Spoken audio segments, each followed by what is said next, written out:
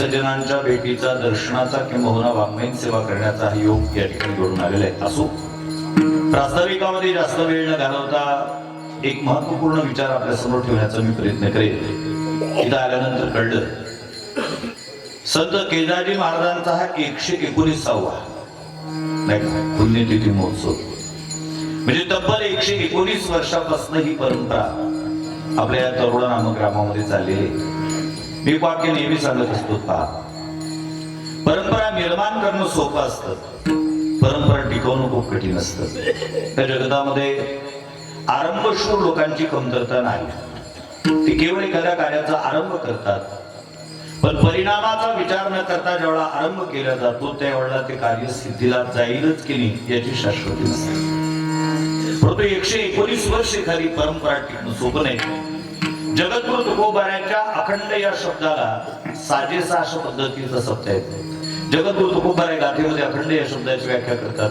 अखंड न खंडे अभंग न भंगी तुका माने गंगे मिळणे सिंधू। अखंड न खंडे अभंग न भंगी तुका माने गंगे मिळणे सिंधू। अखंड न खंडे अभंग न भंगी तुका माने गंगे मिळणे सिंधू। अखंड न खंडे अभंग न भंगी तुका माने गंगे मिळणे सिंधू। तुका माने गंगे मिळणे सिंधू।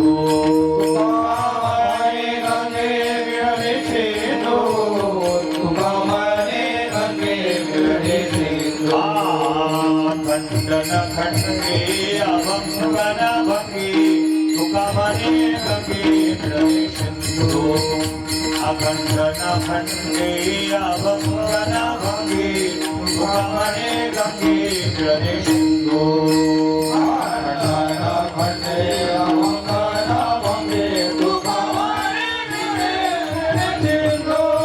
अखंड न खंडे अभंग न भंगी तुका माने गंगे मिळणे सिंधू। अखंड या शब्दाची व्याख्या करतात। अखंड कशा म्हणतात? न खंडे, तो कधीच खंडित होत नाही। अभंग न भंगी, आणि दृष्टांत दिला तुका म्हणे गंगे मिळणे सिंधू। गंगोत्रीला उगम पावलेली ती गंगा बंगालच्या उपसागराला जाऊन मिळेपर्यंत 1400 वर्ग मैलाचा प्रवास करते, 2500 किलोमीटर पेक्षा जास्त। परंतु ते कुठंच खंडित होत नाही। तिची धडपड, तिची तळमळ, तिची खळखळ समुद्राला जाऊन मिळेपर्यंत थांबत नाही। आणि विशिष्ट आहे, ती समुद्राला जाऊन मिळाल्यानंतर परत नाही फिरत। कवंडी झाली बेटात समुद्राची, निघाले वापस नाही। मी माफी मागून एक शब्द प्रयोग करेल। बऱ्याच गावामध्ये सप्ताहाची संकल्पना आहे। एखाद्या गावात जर वर्गणी गाव कशी आहे, वर्गणी करतात। कशाची वर्गणी? सप्ताहाची। लोकांना झालेच नाहीत का अजून 5 वर्ष? मग त्यांना असं वाटते सप्ताह म्हणजे 5 वर्षाची व्यवस्था। अरे, पंचवार्षिक व्यवस्था राजकारणाची आहे, परमार्थाची नाही। परमार्थामध्ये कुठली गोष्ट सतत, अखंड, अनश्रूत, अनवरत असे शब्द वाचण्याकरता मिळतात। 119 वर्षाची परंपरा, आणि त्या 119 वर्षाच्या परंपरेमध्ये यावर्षी कथा रामकथा आहे। रामकथा म्हणजे काय?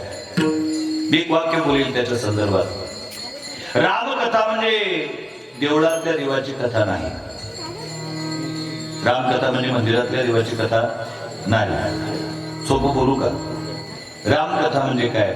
घराला देऊळ बनवणाऱ्या आदर्श मानवाची कथा म्हणजे रामकथा। कारण वाल्मिकी रामायणाचं जर आपण चिंतन केलं तर वाल्मिकी रामायणातले राम देव नाही। वाल्मिकी रामायणातले जे राम आहेत ते आदर्श पुरुष आहेत।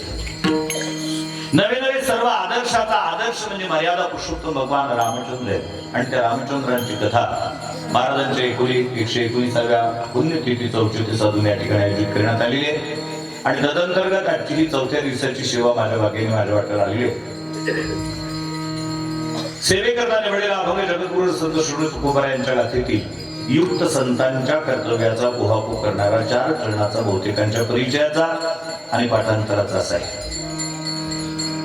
या अभंगाची भूमिका जर पाहायची झाली तर मी अगदी सोप्या शब्दामध्ये त्या अभंगाची भूमिका तुमच्यासमोर ठेवण्याचा प्रयत्न करेन. त्या जगतामध्ये मनुष्य म्हणून विचरण करणारे 3 वर्ग आपल्याला सद्यस्थितीत पाहण्याकरता मिळतात. एक वर्ग असा आहे की जो जगत असतो, दुसरा आहे तो जगवत असतो आणि तिसरा जो आहे तो जागवत असतो.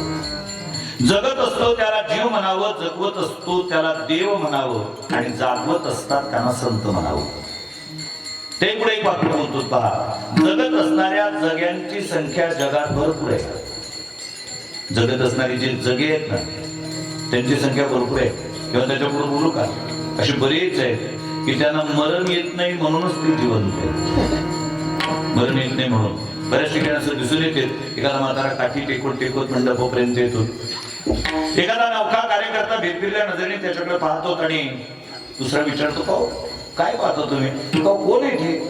म्हणून तुम्हाला माहित नाही का आपल्या गावातले अमुक अमुक, आपल्या गावातले अमुक अमुक म्हटल्याबरोबर त्याच्या तोंडातून सहज वाक्य निघते, आहेतच का अजून? माझ्या बोलण्याचा कल ज्यांच्या लक्षात आलं असेल त्यांच्यात घ्यावं, नाही तर बाकीच्यांनी महाप्रसादा करता यावं. त्याच्याकरता सगळ्यांकरता सगळे वाक्य मी बोलणारच नाही, त्या भानगडीत मी पडणार नाही. मी माझ्या मर्यादेचं पालन करण्याचा निश्चितच प्रयत्न करेन, कारण तुमच्याकरता खाली येण्याच्या भानगडीत मी नक्कीच नाही पडणार. लोकांच्या दृष्टिकोनातून ते खूप अगोदर जाणं अपेक्षित होते, पण ते अजूनही जागा अडवून आहेत असं एक वर्ग आहे. आणि याच्या उलट एक वर्ग पाहण्याकरता मिळतो. खूप मोठा कार्यक्रम असतो, एखादा नौका कार्यकर्ता येतो, सगळ्या लोकांचे चेहरे पाहत असतो. एखादा विचारतो, कोणाला शोधतो तुम्ही? सगळे दिसतात, रामभाऊ दिसत नाही, तो कुठे? सांगणाऱ्याच्या डोळ्यात अश्रू येतात. म्हणजे तुम्हाला माहितीच नाही का काय म्हटले, मागच्या वर्षी 118वा केदारी महाराजांचा पुण्यतिथी महोत्सव होता. मोठा सप्ताह केला त्या माणसाने. काल्याचं कीर्तन झालं, महाप्रसाद झाला, महाराज लोकांची विदायगी झाली. राहिलेल्यांना घरोघर वाटून दिलं. त्या दिवशीच्या मंदिरातल्या हरिपाठाकरता ती व्यक्ती होती. हरिपाठ केला, आरती केली आणि आरती केल्यानंतर मागणी येते का तुझं पती आहे देशी तरी पाही पांडुरंगा या संताशी निर्वी हे जीवनदी आणि तुझी काही म्हणे आता उदार तू होई आणि मदती पायी असं म्हटलं तर केदारी महाराजांच्या पादुकांवर डोकं ठेवलं. त्या माणसाने उचलच नाही हो. सांगणाऱ्याच्या डोळ्यात अश्वस्तात नवं नाही, ऐकणाऱ्याच्याही डोळ्याला धारा लागतात आणि त्यांच्या मुखातून वाक्य निघतं, तो माणूस आज असायला पाहिजे होता. तो माणूस जर आज असता, हा कार्यक्रम आहे याच्यापेक्षा कितीतरी पटीने मोठा झाला असता. फक्त विचार आपल्याला मंडपात बसणाऱ्यांपैकी याचाच करायचा आहे की आपण या 2 वर्गांपैकी कोणत्या वर्गात मोडतो, पहिल्या का दुसऱ्या? म्हणजे आपण जागा अडवून आहोत की गेल्यानंतर लोकांना हळहळ लावणारे आहोत. हे जगणारे जगे भरपूर आहेत. या जगांना त्यांच्या योग्यतेनुसार जगवण्याचं काम करतो तो देव. प्रत्येकाला त्याच्या योग्यतेनुसार देतो. जगद्गुरु तुकोबारे गाथेमध्ये लिहितात, कावळे ढोपर कंकरातीत राम, कावळे ढोपर कंकरातीत राम, कावळे ढोपर कंकरातीत राम, कावळे ढोपर कंकरातीत राम, कावळे ढोपर कंकरातीत राम, कावळे ढोपर कंकरातीत राम, कावळे ढोपर कंकरातीत राम, कावळे ढोपर कंकरातीत राम. राजा हंसाचा मुक्ता फळे, राजा हंसाचा मुक्ता फळे, कावळे ढोपर कंकरातीत राम, कावळे ढोपर कंकरातीत राम.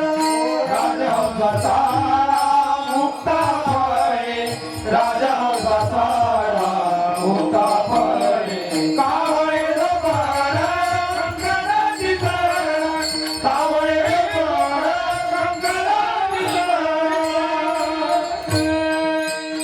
दुसरा जो वर्ग आहे त्याला देव असं म्हणतात आणि तो देव प्रत्येकाच्या योग्यतेनुसार त्याची तशी व्यवस्था करत असतो. कावळ्याकरता काय, बैल किती चांगला आहे कावळा कधीच पाहत नाही. त्याचं डोकर कुठं फुटलेलं आहे हेच पाहत असतो, त्याला टोचतण्या मारत असतो, त्याला काय म्हणतात, कावळा. अशी कावळे काळ्याच रंगाचे असतात असा गैरसमज करून घेऊ नका.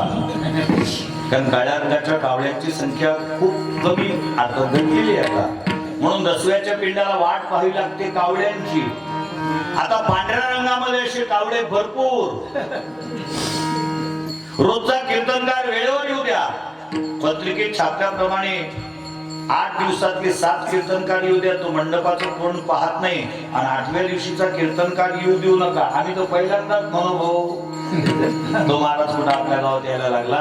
पुण्याने वर्गण्या जमा करायसाठी नाव टाकलं. हे कावळे आहेत. कावळे, ढोकर, कंकर, तित्रा करता कंकर आणि राजहंसा करता काय मुक्ता, फळे, ती त्याची योग्यता आहे. बऱ्याचदा महाराज लोकांच्या खाण्यापिण्याच्या बाबतीत चर्चेचा विषय असतो समाजामध्ये. लोक म्हणतात काय महाराज 2 तास असतो बोलतात.